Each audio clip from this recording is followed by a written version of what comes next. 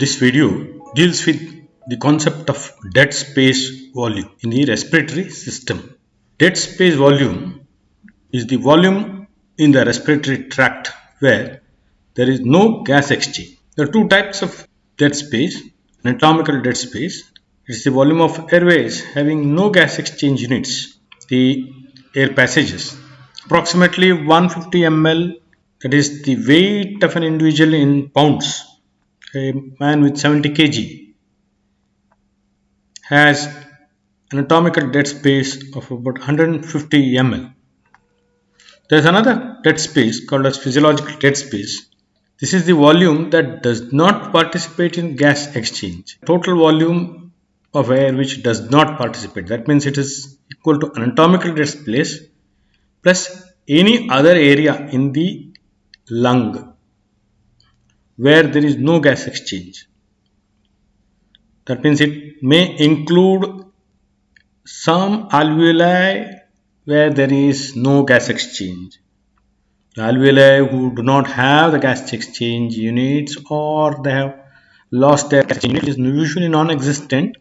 So it's called alveolar dead space. Therefore, the anatomical dead space is equal to physiological dead space because alveolar dead space is non-existent unless it is pathology. This dead space volume sometimes confusing to the beginner. Actually, it is a dead space is not a correct word, it's a misnomer because when you say dead, it is non-existent. But dead space is existing, and the dead space air or volume of air is dynamic. It doesn't stay there as we see in this illustration. So we have to follow an animation to understand what is actually dead space.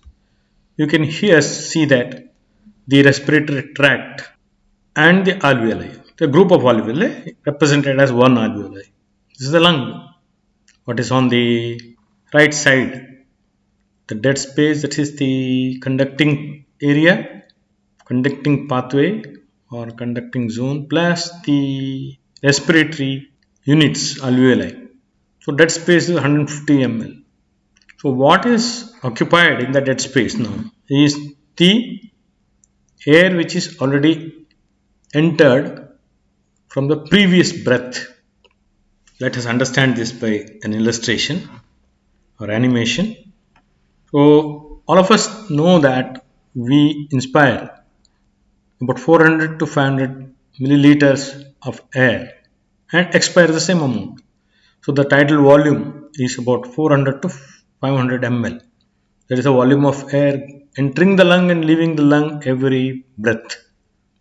In this case, let us say a 450 ml of air is entering, that is the tidal volume is 450 ml. We will divide that into three parts or three aliquots of 150 ml each for understanding sake.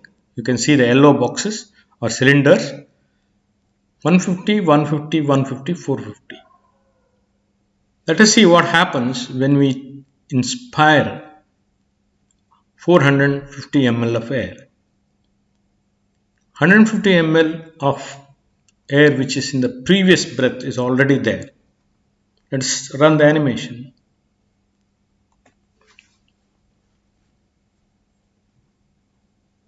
The one which is there in the dead space is entered. So what has happened is the 150 ml of air which has already entered the alveolus first part is what is present in the dead space. The amount of fresh air which is entering is only 150 plus 150, that is 300 ml. The 150 ml of fresh air remains in the dead space. That air does not take part in the gas exchange. So the actual amount of fresh air with oxygen, atmospheric air which is rich in oxygen, is 300 ml. That means 450 minus 150. This is the alveolar air volume. The other 150, the dead one, that is the red one or the dead one, is which was already present in the previous breath. So this is what is called the dead space. Let us see what happens when there is expiration.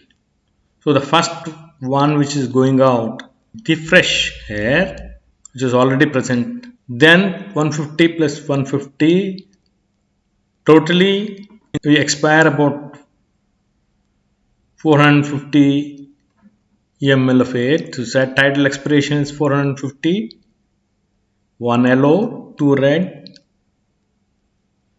The last part of 150 remains in the dead space. This is already, as we have seen, it is already present in the previous breath. So it is alveolar air which has already taken part in the gas exchange. So in the next inspiration, what is going is not fresh. The red one is not fresh air. The yellow is the fresh air. So you can see the functional residual capacity, what's remaining in the amount of air remaining in the lung after a normal expiration is the FRC, or functional residual capacity.